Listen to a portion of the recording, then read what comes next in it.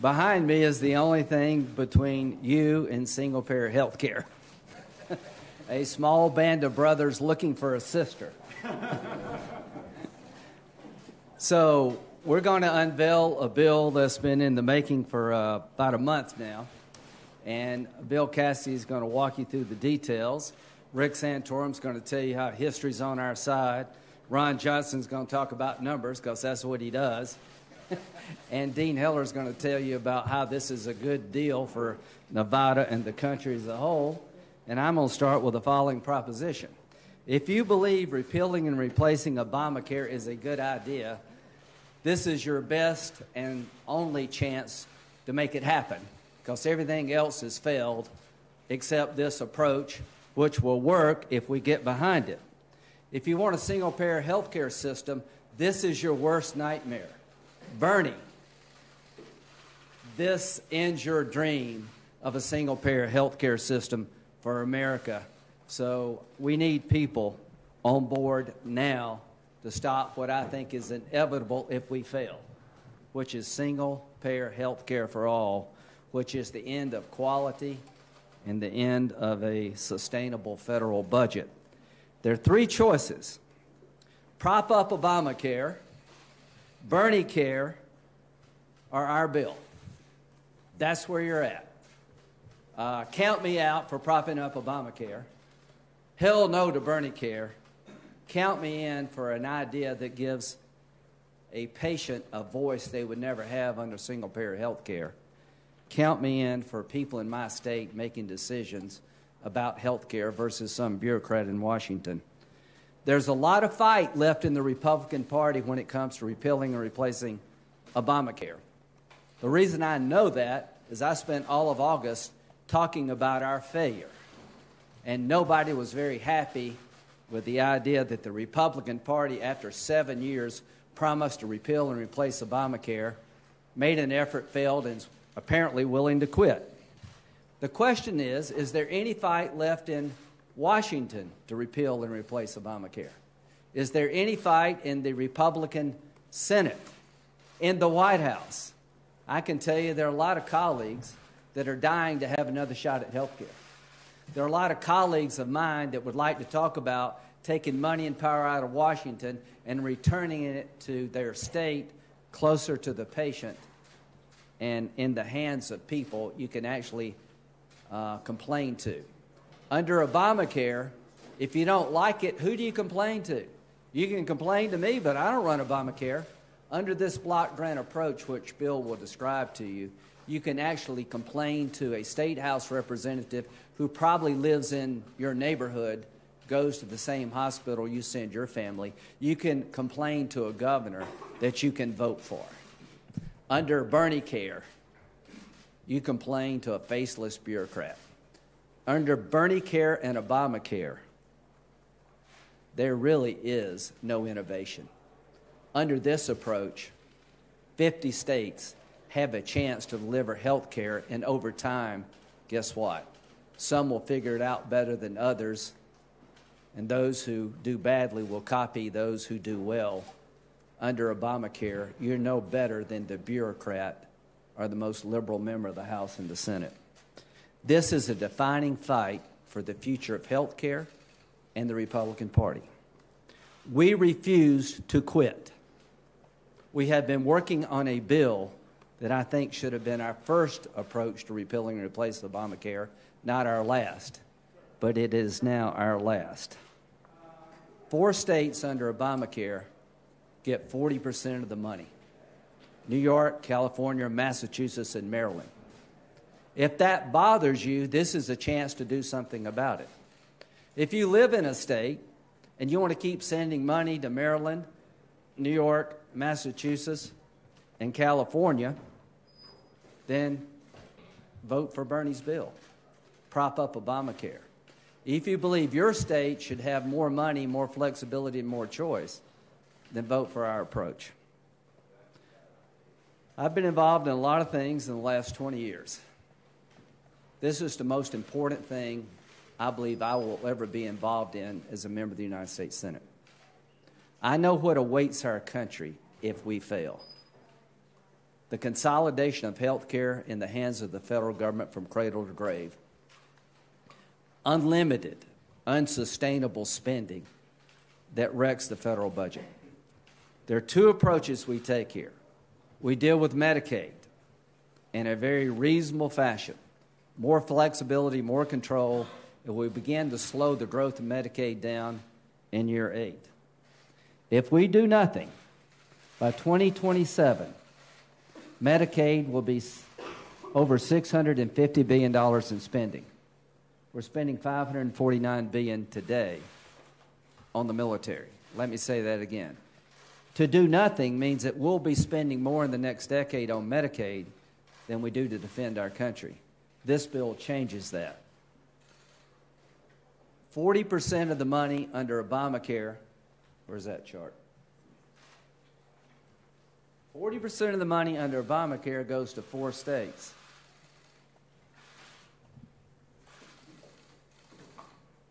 We level out spending 10 years from now, 2026.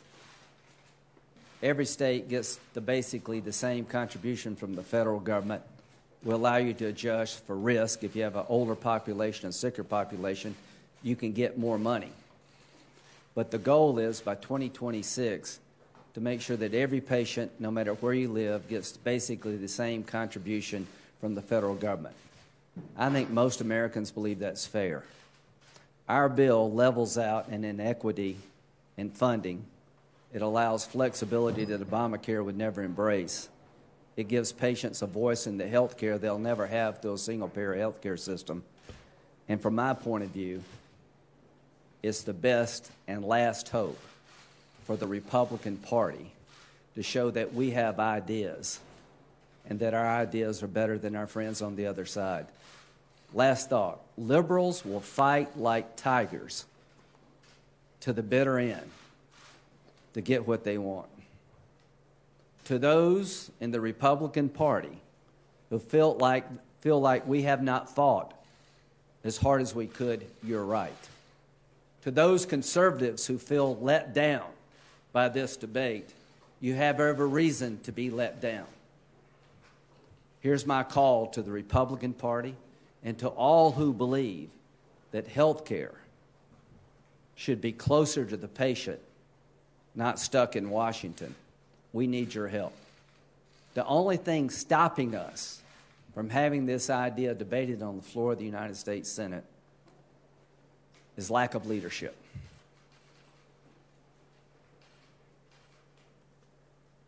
Bill Cassidy.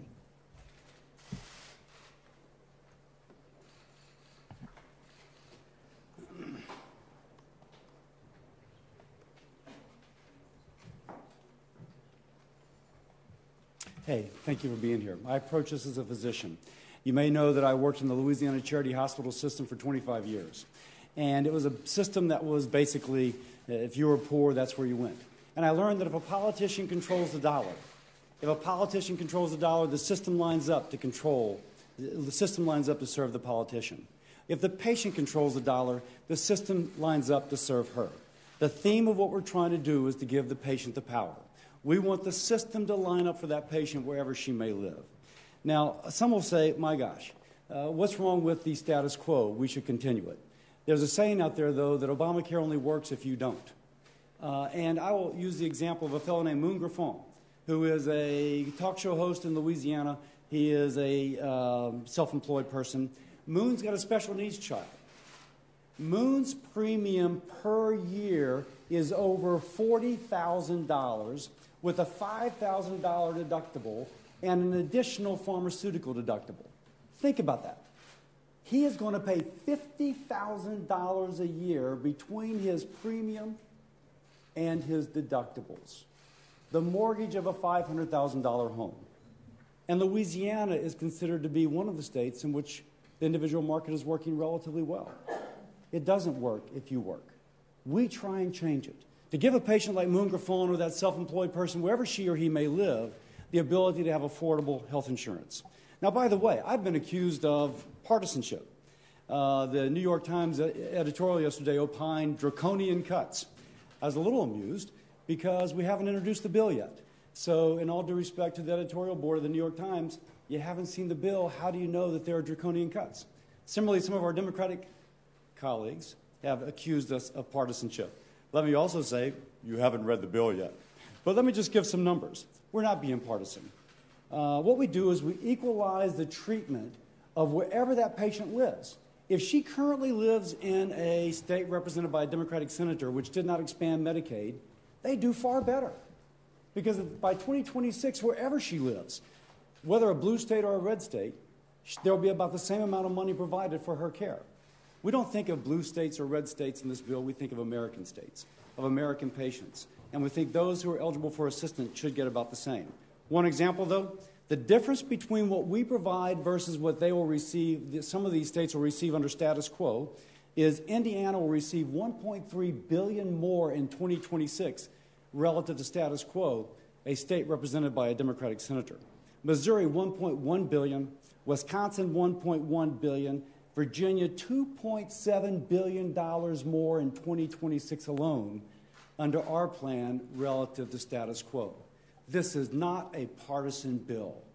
This is a bill about the American patient wherever she lives.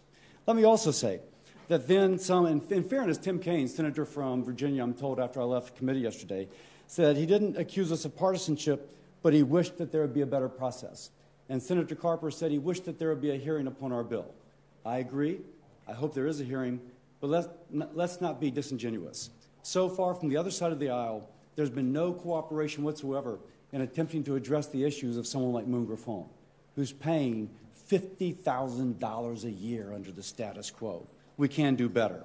As regards the policy itself, we take all the dollars that first we repeal the individual mandate, we repeal the employer mandate. Those penalties go away. We get rid of the medical device tax.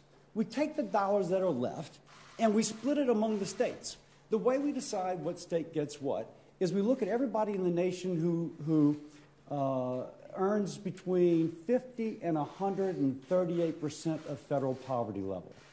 Then we take each state's percent of that national population. And that is where you begin. Beginning in 2021, the dollars are allocated depending on what percent you have of the total national population within that income level. The state can spend it on those who are a little bit richer or a little bit less rich, but that is where we decide to spend. That's how we divide the money. Beginning in 2022, I think, we put in a risk adjustment. We phase it in so that states that are older and sicker, at the end, will get a little bit more per patient, and those that are younger and healthier, perhaps a little less. But everybody will get the mean plus or minus 10%. We also, towards the end, begin to phase in that the allocation will be based upon enrollment. If a state has enrolled a lot of people, they get a little bit more. If they get less people, if they enroll less people, they get less. Why? As much as the CBO is going to ding us because we repealed the individual mandate, Jonathan Gruber, architect of the ACA, has an article, research he did for MBER, which he published in the New England Journal of Medicine as well, in which he says there is no statistically significant effect of the individual mandate in improving enrollment. Okay. No statistically significant effect of the individual mandate in improving enrollment. What does matter is if a governor gets on board. If a governor gets involved, it happens. In our state, we had a new governor. He decided to expand Medicaid. Louisiana enrolled 450,000 people in 18 months. If a governor's on board, you enroll people. So we incentivize governors to enroll, saying towards the end that the amount of money you get will depend upon those you enroll. But we're conservatives. We don't think that government health care is the best of all. So enrollment counts, finding that the patient who has VA benefits is enrolled in the VA. The person who could get it through her employer, if she had a little extra money for premium support, can receive premium support in order to get it through her employer. We also, by the way, should mention incorporate Ted Cruz's amendment, which was in the Cassidy-Collins bill, which allows a state to put money in a health savings account for the person to purchase her own insurance. I can go on, but our goal is to give patients the power. We think this is a great reform. I'll now turn it over to Dean Heller.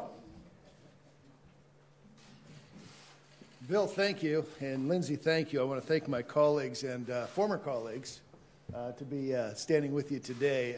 What I think is a very important moment. Last night I did one of my weekly teletown hall meetings, and I actually had a nurse get on the phone, and the nurse said, finally under the Graham-Cassidy-Heller-Johnson bill, Congress gets it. They finally understand what's good for America, and finally they understand what's best for the state of Nevada. I remember back in 2012 when Obama was running for re-election, and he was running against Romney, and Obamacare had been in place for 2 years. I said, if Romney doesn't win, it's going to make it very, very tough to reverse Obamacare as we know it today. And I think the last 8 months has proven that that has been a very, very difficult task. In fact, right now, Republicans have come up with two plans, one to repeal but not replace, one to replace but not repeal. That's what we have been doing for the last 8 months, and both have failed miserably. So finally, we've come up with a third option, and that is to repeal and to replace.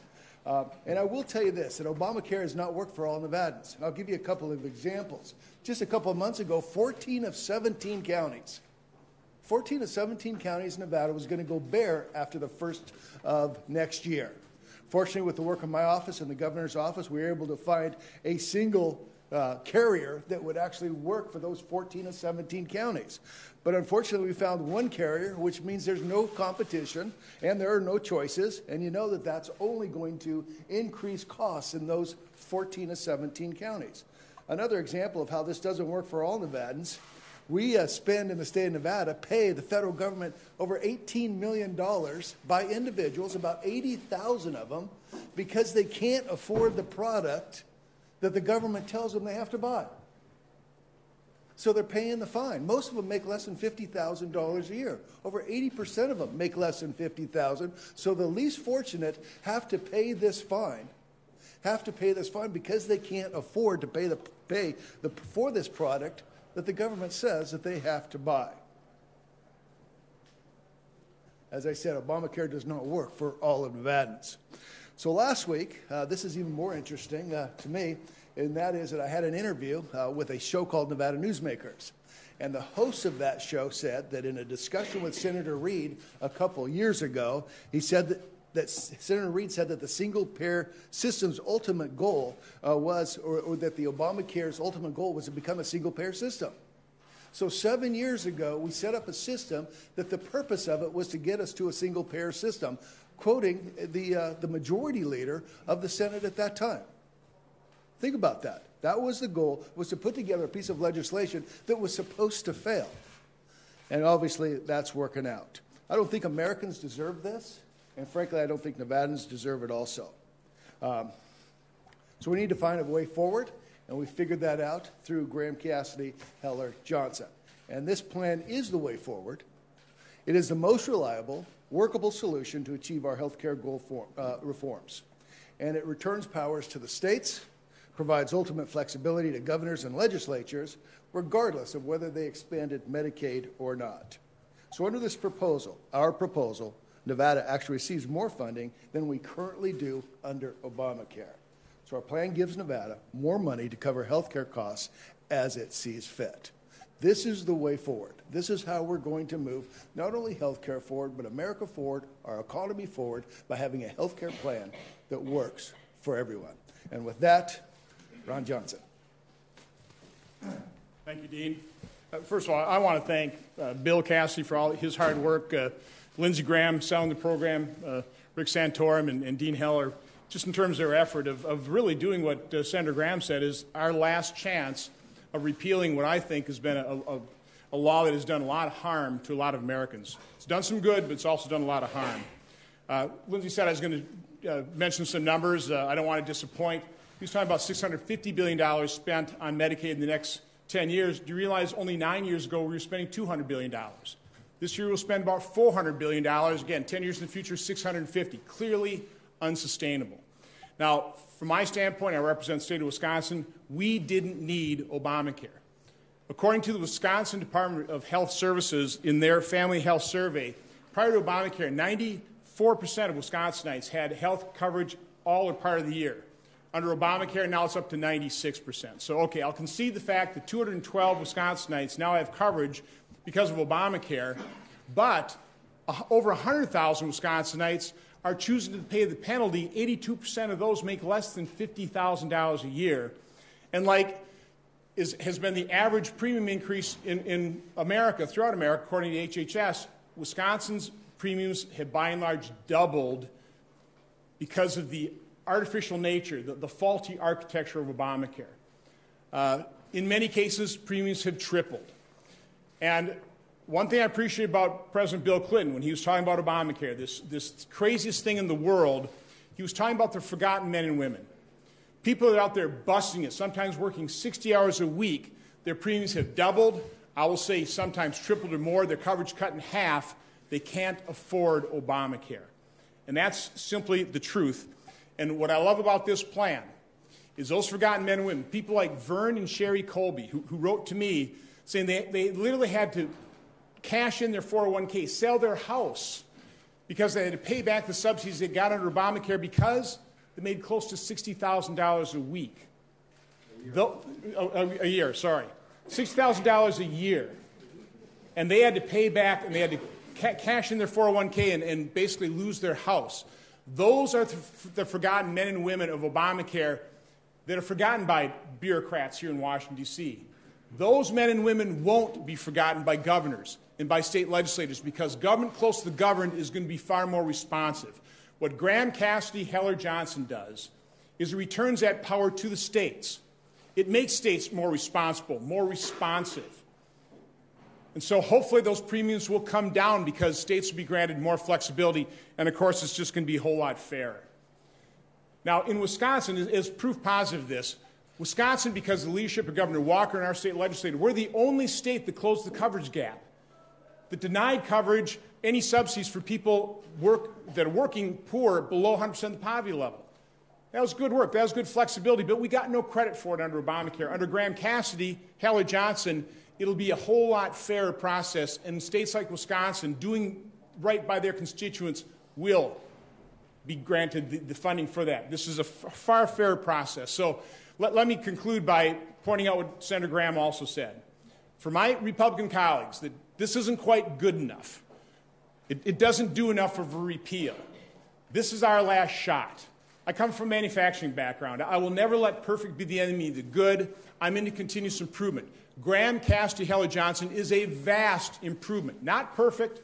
We've still got a ways to go. There'll still be fixes we've got to initiate. But this is far better than Obamacare that literally is leaving behind those forgotten men and women like Sherry and Vern Colby. We can't forget those people. Graham-Cassidy-Heller-Johnson won't. And again, I just want to commend all my colleagues. I want to commend Governor Walker for showing great leadership, rounding up the governors that hopefully they can have a pretty good show of support next week. So with that, I'll turn you over to Rick Santorum. Thank you. I know it seems like I've been here, but it's been 10 years since I've been a United States Senator. And I'm here because I was watching this process as someone sitting home who is on the Obamacare exchanges and paying over $30,000 in premiums a year and over $40,000, because most of you know I have a disabled child with my deductibles and life. So this was affecting our family personally. And I was watching what was going on in Washington and seeing what I saw was the frustration that I think most Americans see, is the dysfunction of not getting anything done. And so I brought an idea forward to Senator Graham. I've been working with Senator Graham and, frankly, with members of the Freedom Caucus, with Governor Walker. He's one of the first people I called to bounce this idea off for him, because I learned from experience 20 years ago that when reforming an entitlement, that the best way to do that, particularly an entitlement that shouldn't be at the federal level, that should be at the state level, that you talk to governors, and you get governors' input and the governor's idea, and you have them provide some leadership. So over the past several months, more intensively over the past 2 months, we've been working with governors, and as Ron said, Governor Walker has been incredible. I mean, really providing tremendous leadership in helping put together this package that you see here today. Other governors have been also helpful. Governor Phil Bryant, Governor Asa Hutchinson, Governor Doug Ducey, all have tremendously contributed to this process. But the real credit goes to Lindsey Graham and then Bill Cassidy, who have been working day and night on this bill, and Dean and Ron also for pitching in and helping pull this thing together. This is the only, as Lindsay said, not only the last choice, but the best choice. You know, Winston Churchill said, America always does the right thing after it tries everything else first. Well, that's sort of where we are here. We've tried everything else first, and this is actually the best idea. And it's an idea that will work because it's proven to work. It's proven because back in 1996, we actually passed the only reform of an entitlement, major entitlement in the history of the country, and that was welfare. It was aid to families with dependent children, which I was heavily involved in.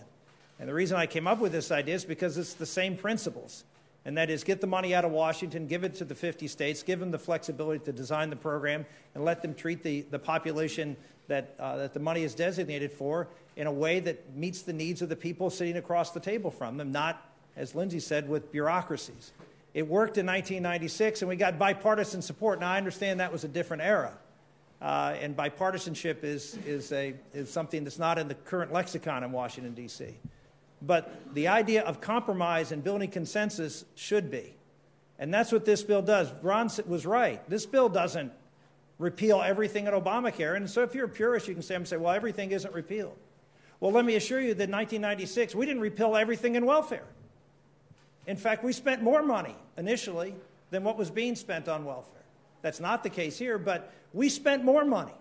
And in fact, targeted for more money for quite some time. And there were a lot of purist conservatives who actually were against welfare reform when we passed it, spoke out against it, because it wasn't perfect. It wasn't a good compromise. What this is, what welfare turned out to be, because it's been the most successful reform of a program in the history, it's also been great for the American budget. Anybody know how many times the TANF block grant that was established in 1996 has been increased since 1996? Never. Do you ever hear a governor come to Washington and complain about not having enough money for their welfare program? No, you don't. Why? Because we gave them the money and the flexibility to be able to design a program that worked for them. That's what this bill does. Governors will maybe hem and haw about how much money is in the formula, but we give them the combination of money and flexibility to be able to design something that works best for them. They will save money. They will get better health care for people in their states. And just like we did with welfare, we will get this problem out of Washington, D.C. and have the debate at the local level where it belongs. This is a tremendous opportunity to do something transformational. And I know it may appear last minute, but, well, it is last minute. But it is the right approach at the right time. Welfare reform worked because we were able to balance the interest of making sure that we gave governors enough money and enough flexibility. And for the purists, yeah, it's a lot of money. For the purists, yes, we keep taxes in place. But we get the money out of Washington. We give the governors flexibility. We end, as Lindsay said, any hope of single-payer health care, try to take that money back from the states after it's had it for 10 years. No chance. We are going to have fundamentally the biggest reform that we've seen in my lifetime in Washington, D.C., if this bill passes. And so for anybody who says they're for getting power to the people and for getting power out of Washington, to not enthusiastically embrace this, you have to question whether they really mean what they say, because that's exactly what this bill does. Question? Senator Graham, you said that there's been a lack of leadership is one of the reasons that you're in this point. Can you talk specifically what you're talking about? And at this point, the majority of Mitch McConnell's refused to say whether or not he actually... Well, we had a good meeting with Mitch. I think Mitch would vote for it, but he said, go get 50 votes. I need 50 votes. We'll bring it up. We'll debate. You got to get a score. We've had the thing at CBO for about a week. I'm asking Mitch to help me get a score from CBO. Make them work overtime. Bernie will not tell you how much his bill cost and how he's going to pay for it. We can tell you exactly what this cost. It's about $1.2 trillion, and we pay for it by leaving taxes on the wealthy in place, something a lot of conservatives don't like, including me. But we took the taxes in Obamacare and basically left them in place, but block granted the money so that 4 states wouldn't get 40% and level it out. So I can tell you, unlike Bernie, how we pay for it. Mitch said get 50 votes. If you're a Republican out there disappointed in our efforts to repeal and replace Obamacare, help me get 50 votes. Help us. The president talked to the vice president yesterday. Mike Pence has been awesome. Said he'd give me a statement. I don't have a statement. Mr. President, help us. The president said if you could get 20 governors, he'd stand with them. Help us get 20 governors. The idea that the Republican Party has done its best to repeal and replace Obamacare is a joke. The idea that we can do this by ourselves is unreasonable. We have given a pathway forward that is fair, that fundamentally transforms medicine in the country, gives patients stronger voice, repeals and replaces Obamacare forever, and everybody's telling us, get us 50 votes and we'll help you. So here's my challenge to the Republican leadership. Act like this matters, because it does. I am not ready to move on. Are y'all ready to move on? I'm not ready to move on. If this bill dies, it's because Democrats say no is the only acceptable outcome to me. I don't want this bill to die because we're just tired of dealing with health care. To the president, I am all in for your agenda. Pick up the phone. Call some governors. See if you can get us to 20. Tell them this matters to you, that you weren't kidding about repealing and replacing Obamacare. You actually meant it.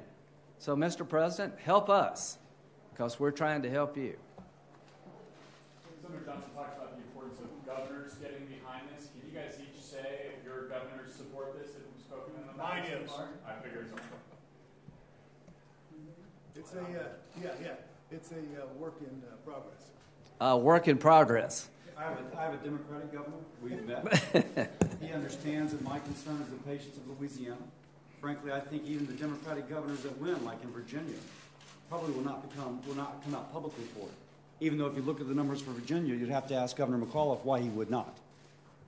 So there may be some partisanship, but it won't be from our side. It'll be from the other. Here's what I can say. 18 Republican governors gives you a majority of 18 of Republican governors. We'll get there. We just need a little help. We've got about 14 or 15 in the bank. A few phone calls from the president and vice president. You get to 20 pretty quickly. To Senator McConnell. He's supportive of the idea. Help us get a CBO score. Let the conference know we're back in the fight here. We got plenty of time. I don't know what we're going to do between now and September the 30th.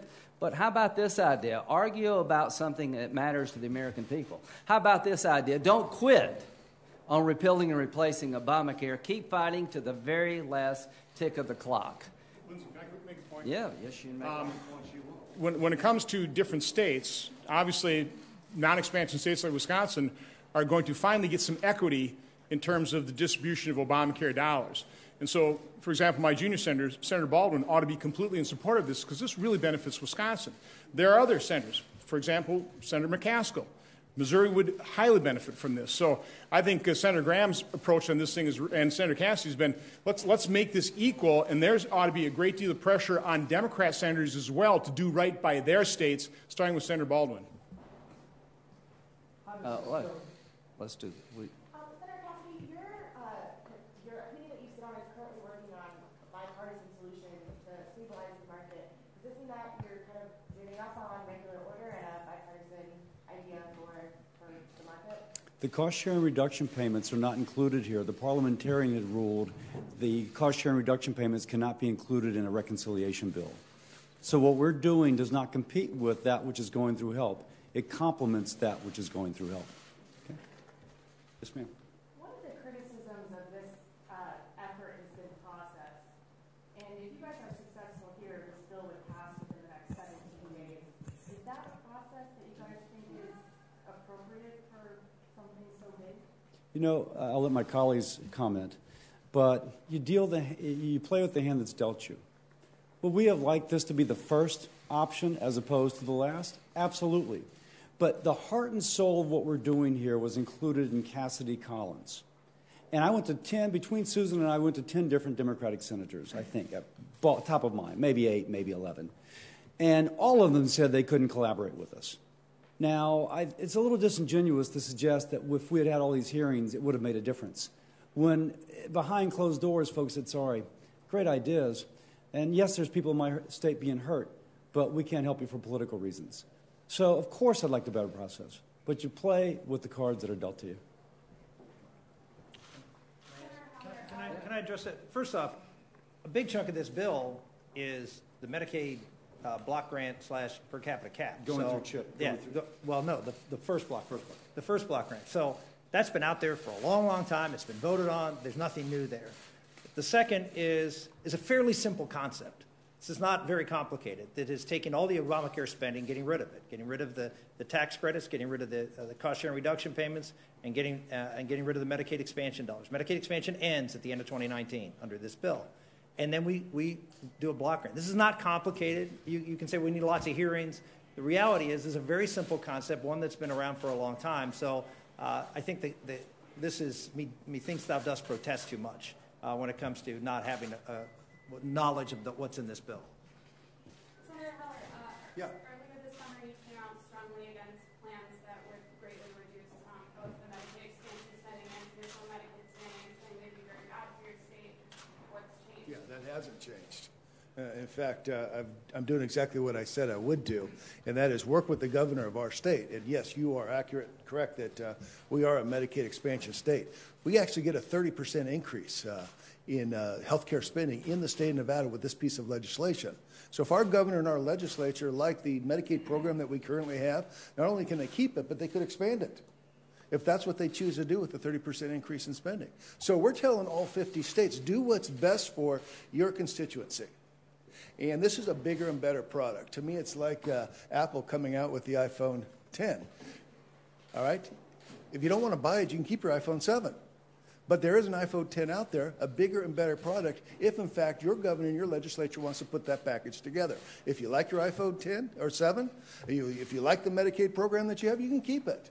We're not dictating to the states what they can do. So we're giving our governor and our legislature the opportunity to keep what they have, and if they choose, they can expand it or take a look at other health care products that are out there and move in that direction. Dean made a very important point. The second block grant that would have been money going to refundable tax credits and to bail out insurance companies is now block granted back to the states over a 10-year period that achieves parity. You can take up to 15% of that block grant to help with traditional Medicaid. So the bottom line is we're making traditional Medicaid sustainable. Somebody needs to do that, and we're putting money back into the hands of states that they would never see, and basically they can design systems that work for them. If you want to repair Obamacare, you can. If you want to reimpose the individual mandate, employer mandate, you can, but you don't have to. If you want to do something new and novel, you can. As to the process, we passed Obamacare on New Year's Eve, Christmas Eve. I remember it very well. I think we can do a hearing on this bill. I'm asking Senator Hatch to give us some time to explain our bill to the Finance Committee. We can go right back to the floor and continue where we left off in voting. We've got time to bring this up before September 30th. All we need is leadership. I'm urging the White House to get on the phone, to call governors. I'm urging the White House to urge the Senate leadership to re-engage. I'm asking Mitch McConnell to make time for this bill and this debate and help me get 50 votes. I'm telling the Republican Party we have not tried everything. As a matter of fact, the best idea has not been tried. So I want to make sure that when we leave health care, if we do, and we fail, it's because Democrats said no to a transformational idea. I like New York, California, Maryland, and Massachusetts. They're wonderful states. They're fine people. I don't like them so much as to give them twice what everybody else gets. Can you talk about how this bill deals with people who have pre-existing conditions? Would states be able to do anything differently? How does that work? So we run the program through the CHIP. We run it through CHIP, if you will. And the same kind of block grant approach CHIP originally was. The state will get a certain amount of money for those between 50 and 138% of federal poverty level. President Trump, when running for president, very much emphasized he wished to take care of those with pre-existing conditions. So we continue right now the statement that you need to be able to provide insurance. Part of the problem with those who are sicker and older is their risk pool becomes very concentrated. So we have incentives in there and mechanisms in there whereby the state can expand the risk pool, and instead of the individual market, what it currently is, which is just the older and sicker, rather it becomes a broader risk pool, including the younger and healthier. A state, for example, could do automatic enrollment, where all the young, healthy folks are then included, and the state would give that young person a premium sufficient for their annual cost. Well, now you've included the younger people in, and that automatically lowers the cost for those who are older and sicker, those with pre-existing. Our Blue Cross Louisiana has told us that under such a mechanism, we would reduce premiums in Louisiana by as much as 20%. So we give states lots of options as to how they can address those with pre-existing conditions. I'm going to just, because Bill gave a great answer. He gave an answer that I would give, but I'm not too sure he specifically answered your question so you would understand it. So no offense, but he gave a very complicated answer, which he answered your question, but I'm not sure that he necessarily communicated that. So the answer is the Title I that says you cannot discriminate against is not changed in this bill, nor is the guaranteed issue changed in this bill. There are other things that are, but those two are not. Thank you very much. What about Hyde Amendment abortion funding? If we go through the CHIP program, Hyde protections are maintained. Yes. Yes. Okay. What Title I changes are made in the bill? Are you guys trying to do something similar to the Cruz Amendment? I'll let Bill talk about that. But before we do that, let me tell you, Rick came to me in the barbershop and said, we ought to do a block grant. I had opt out of Obamacare as an option. He said, why don't you just go bigger? This is what we did in 1996. Said, that's really appealing. Then we started coming up with the idea of parity. And Bill Cassidy, above all others, has spent hours upon hours working with Rick about the minutia to make sure that, one, you don't build football stadiums with the money. You got to help sick people. But we're trying to give as many approaches to helping sick people as there are out there. Under Obamacare, the innovation is almost zero. Under our block grant approach, the innovation is pretty wide. But we do not. There are guardrails. And we're trying to get more flexibility to Title I. But I'll let Bill talk to you about what we do. And as you compliment Santorum and Cassidy, Cassidy compliments his staff, who's put in more hours than I have. As regards the, as well as Senator Graham's staff and Senator Heller's staff, the Cruz amendments. There's two Cruz amendments. Let's just be clear. First Cruz amendment that I mentioned was the allowing the states to put money in health savings accounts to purchase insurance. We include that amendment. The second Cruz amendment will also have kind of a flexibility in there. The parliamentarian, I'm not sure, is going to be wild about that amendment. So they have another set of language that we're including that we think would hopefully pass muster with the parliamentarian. It may not. We have to recognize that. But by putting it through the CHIP program, we recognize that the Secretary has great ability to provide waivers. And no governor has ever complained that I know of about CHIP program being too restrictive as to what she or he may be able to do. So we think by putting it through the CHIP program is going to give flexibility. The AV value, the actuarial value included in the CHIP program is less than that required of the Medicaid expansion under Obamacare. On the other hand, I never hear a governor complain about the actuarial value requirements of CHIP. And so we think with existing legislation, we kind of end up where we need to be. I've had to listen to this crap for 2 months, so he's really smart, and I'm ready to vote. You want to say something about? Because I don't think anybody, those of you who've been covering this, nobody fought harder to bring down premiums that have been artificially increased because of Title I of Obamacare. But what you're finding with the flexibility for the states is block grant program. For example, Maine initiated guaranteed issue, did not repeal it, supplanted it with an invisible high-risk pool. Minnesota's instituting something else, waiting for the waiver. Hopefully get that quickly. So again, I believe this bill, by granting the flexibility and the funding, will give the states the ability to do those very innovative reinsurance types of programs like invisible higher risk pools that will bring down premiums. So again, my colleagues who fought with me to lower premiums, I think this bill will do exactly that. So again, I want to support that. And one last point, I'm Chairman of Homeland Security. If either the Finance Committee or Health Committee won't hold a hearing, I'll notice one this afternoon. We will hold a hearing on this prior to September 30th. I just want to supplement what Bill had to say on what flexibility is in the bill. There is language that we hope to get by the parliamentarian that will provide flexibility for the money in the block grant.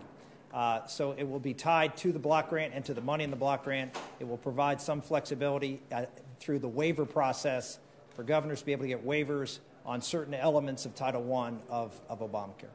2 more questions. Critics of your approach say that one problem with it is that it's going to deeply cut Medicaid. Obviously, you're upset about this line here going up, so that implies under your bill it's Yeah.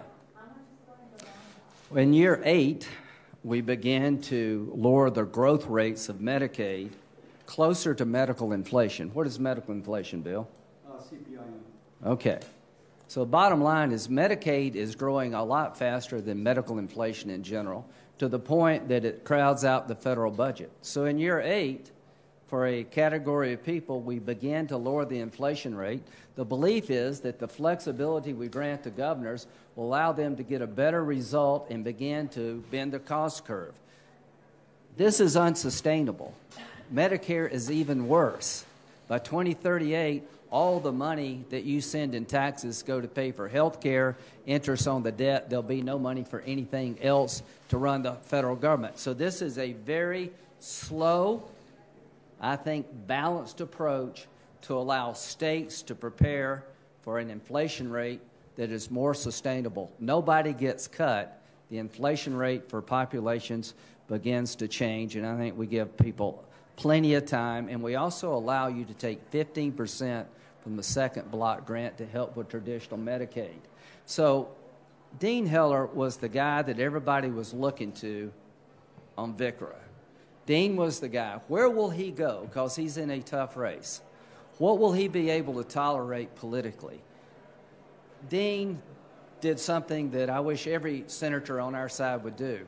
Instead of being worried about how this looks politically, he started shopping around for better ideas. And when we approached Dean with a block grant approach and showed him that money will be coming back to your state that would have gone to New York, California, Maryland, and Massachusetts, that your state will have more flexibility, that you can actually get better outcomes, and your people will be listened to under this approach, and will never be listened to under Obamacare, he signed on. And the reason he signed on, it turned out to be good for Nevada, but I'll tell you this.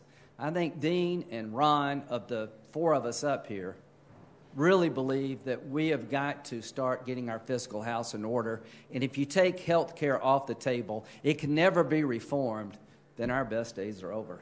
Bernie, today, is going to propose single-payer health care, Medicare for all. He won't tell you what it costs, and he won't tell you how he's going to pay for it. But I can tell you this.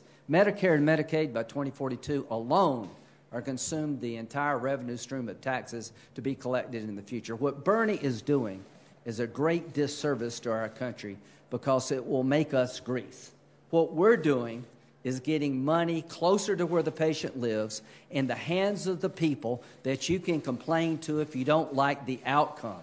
This is truly transformational. So on that point, you've cast this as sort of a counterweight to what Bernie Sanders and the Democrats are going to do. They will make the argument that their plan says something about their values, that every American should be... And they're right. Well, so what does this plan say about your values? That this plan says to the American people that we value input by people, that we believe the government closest to the person is the best form of government, and we believe that health care closer to where you live is better than health care managed by somebody you'll never meet who is not elected. This is a debate worthy of the United States Senate. I think what Bernie is doing is going to destroy quality over time, going to make it unsustainable for future generations, and we will become Greece. What we're trying to do is be generous with money, but insist that people have the innovation they will never have to deliver better health care and eventually control cost. Our values, I'll let everybody answer that question because it's great. Here's my value. My value is to leave behind when I'm gone better health care that your grandkids can afford, give you somebody that you know who's in charge that will listen to you because you vote for them. That's what I value. One quick point on single-payer systems. If you want to look at what a single-payer, government-run bureaucratic healthcare system looks like, go to the VA system. See how, how good we have found that system to be. And that's exactly the path that Bernie Sanders is leading us down. In terms of the Medicaid, here's some rough numbers. Under the Senate plan, which this largely maintains in terms of core Medicaid, we were saving about $12 billion, spending close to $3,000 billion. So we're just barely beginning to restrict the growth rate of a completely unsustainable entitlement. And from my standpoint in Wisconsin, where we didn't expand, people on Medicaid, the disabled, elderly, children, they were concerned about what Medicaid expansion was going to do in terms of threatening core Medicaid. And let's face it, Medicaid expansion was directed toward working age, childless, able-bodied adults. And when I talk to people, for example, cerebral palsy, and I point that out, their comment was, well, those people shouldn't get Medicaid. And I think they're right. And it's the Medicaid expansion, so Obamacare, that's putting at risk core Medicaid. One last question. Senator, you were talking about how the White House needs to get involved here and start making calls and making efforts. But with all due respect, he was unable to move the needle on health care back in I don't know. trying to exert his influence. So what's different now? Well, he delivered in the House. It was the effort of President Trump that got the House over. One phone call, I think, by the president will get us more than a handful of governors. We're at 14 or 15 already. When the president of the United States calls you as a governor, asking you to help him give you more money and more power, most people are going to say yes. And about values, Bernie can't tell you what his bill cost. He can't tell you how he's going to pay for it. We can. We value being honest. We're going to tell you exactly what we're going to spend, how we're going to pay for it. So the President of the United States is not just somebody. He's the most powerful person in the country, and he's the head of our party. So I really believe if the President spent a little time with the Vice President making phone calls to governors, telling them how much better they do, how much more control they'll have, and how much better their states do, that we can sign up a bunch of people pretty quickly. So end with this. Today is a monumental day for the American people. You got two different approaches to how to deliver health care in the future. The Bernie model and our model. I am so glad that Bernie chose today because he's a good man. And in his heart of hearts, he believes the only way to be fair is to have the federal government decide health care for everybody, no matter what it costs. And here's what we say. The best way to be fair is to make sure that the people in the country get basically the same contribution no matter where you live, and the people in your local community have control over the outcomes, so you'll have a voice if you don't like their decisions. To my Republican colleagues, don't let the health care debate die. Don't leave the field with your tail between your legs. Keep fighting. To my Republican Senate leadership, help us. Thank you all. Thanks, everybody.